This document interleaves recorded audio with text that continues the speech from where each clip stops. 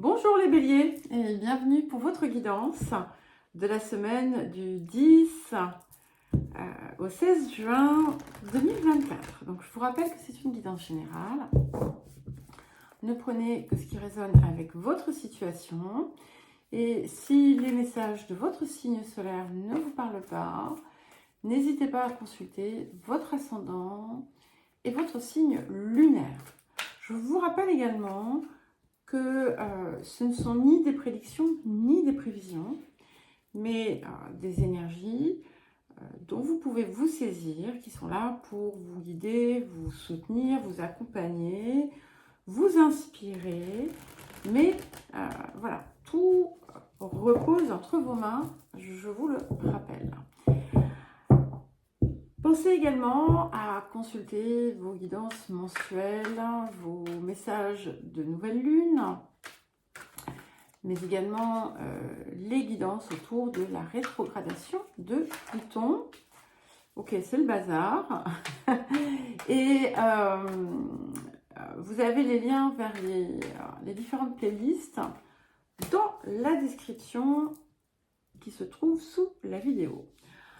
De même que vous y trouverez mon adresse mail si vous souhaitez me contacter pour une guidance personnalisée ou un accompagnement. Alors, nous allons commencer par l'énergie générale de la semaine. Ok, nous avons la carte 9, Uranus. Ça, c'est un... Alors, ça peut être un éclair de génie, ça peut être un événement soudain. Il y a quelque chose qui vient, qui arrive comme un coup de fouet, comme un peu un petit bulldozer, et qui peut être une inspiration, qui peut être quelque chose que vous déclenchez, que vous enclenchez. Il y a quelque chose d'assez, on va dire, original, différent. Ça vous inspire aussi, même si ça peut vous chahuter.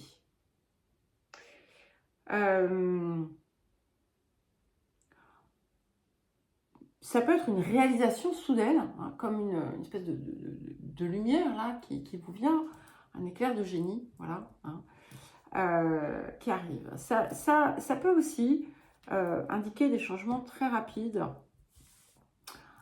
qui se mettent en place. Alors, le défi de la semaine. Ok, nous avons la carte 19, la serviabilité. Donc, on a quelque chose ici qui a pu trouver comme une résolution ou, on va dire, un achèvement en début d'année, janvier-février, qui a été pour vous voilà, assez marquant dans ses conséquences et qui a engendré, on peut dire, une certaine tranquillité. Ce qu'on indique ici, c'est que on reste sur quelque chose qui peut être fragile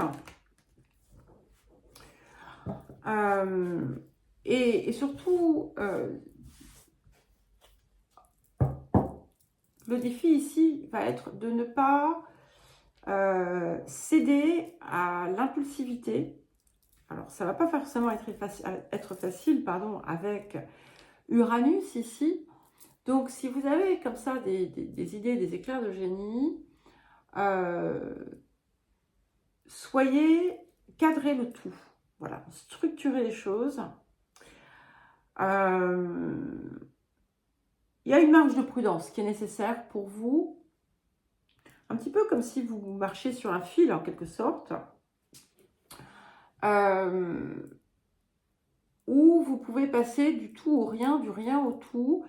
Donc, restez, cultivez une forme de mesure dans ce que vous faites. Vous avez clairement la possibilité d'avoir des soutiens importants.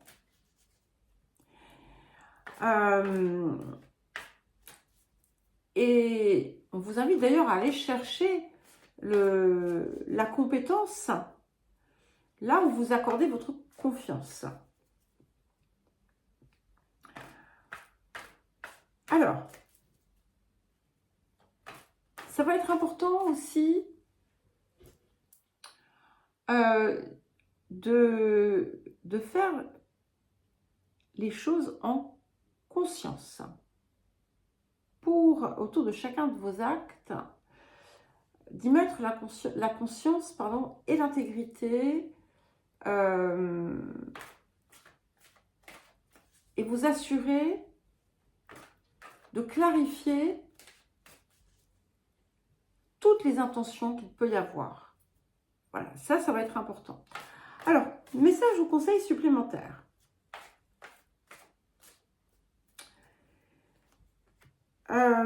Ça peut indiquer aussi que vous avez des soutiens, des aides qu'il faut savoir utiliser à bon escient.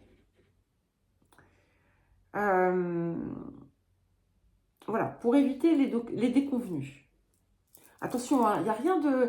Alors, voilà, ce qui est quand même important, c'est que, voilà, quand je dis des choses comme ça, c'est pas comme une mise en garde.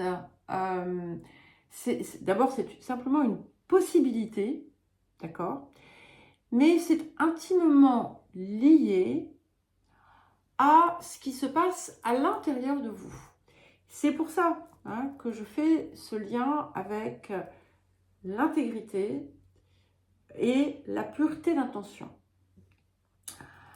Alors, donc conseil, message supplémentaire avant de passer au tirage celtique. Donc nous avons la carte 6, transformer la douleur héréditaire.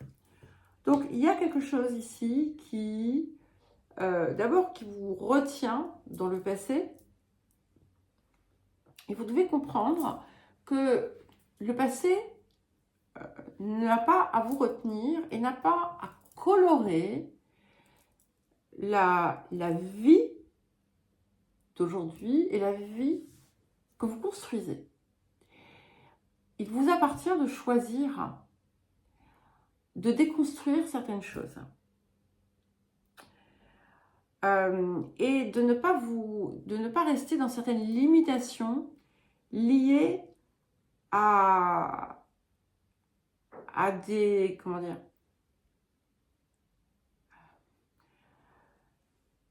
à des circonstances et des schémas familiaux répétés, transmis et autres. Mais d'une façon plus générale, on vous invite finalement à opérer une forme de dissociation avec le connu, à ne pas en fait répéter les mêmes fonctionnements que ceux qui vous ont porté jusqu'à présent. Alors, le présent pour notre tirage celtique. Allez, on va prendre celle-ci. Donc cette fois-ci, je les ai mélangés en amont et je vais piocher. Ok, tiens, je crois que c'est les Vierges ou les Capricornes avait. Nous avons le 10 d'épée. Donc ça nous montre, il est à l'envers. Ça montre qu'effectivement, vous avez émergé d'une souffrance, parfois d'une bataille, d'une situation difficile qui vous a,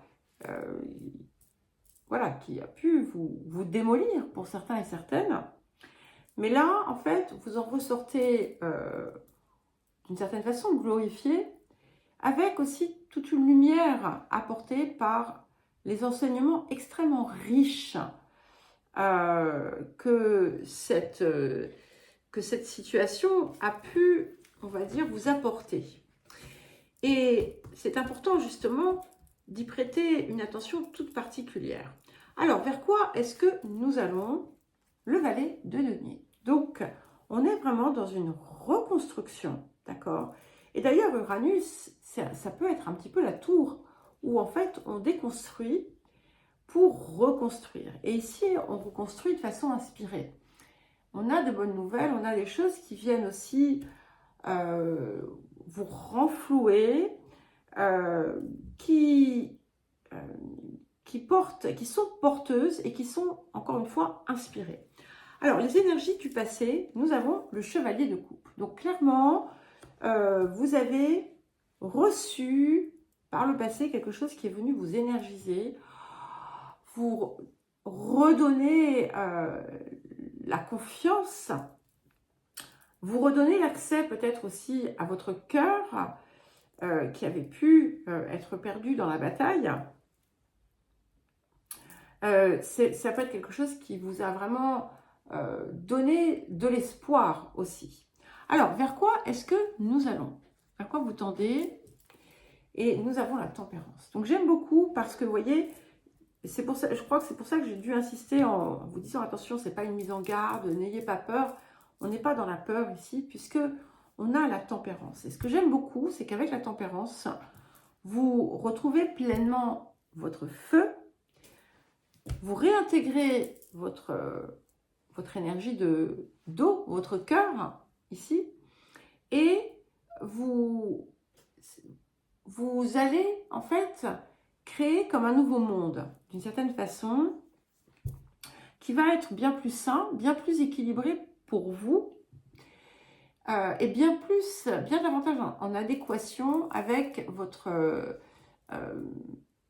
essence, en quelque sorte, votre essence divine, votre étoile, vous voyez. Il y a une mise en action ici qui est puissante, qui est équilibrée aussi, qui est purifiée, double purification, purification de l'eau, purification du feu, et qui est évidemment inspirée.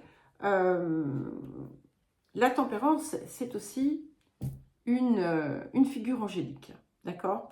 Alors, qu'est-ce qui vient sur le présent avec ce 10 d'épée? Et nous avons la reine de coupe. Voilà.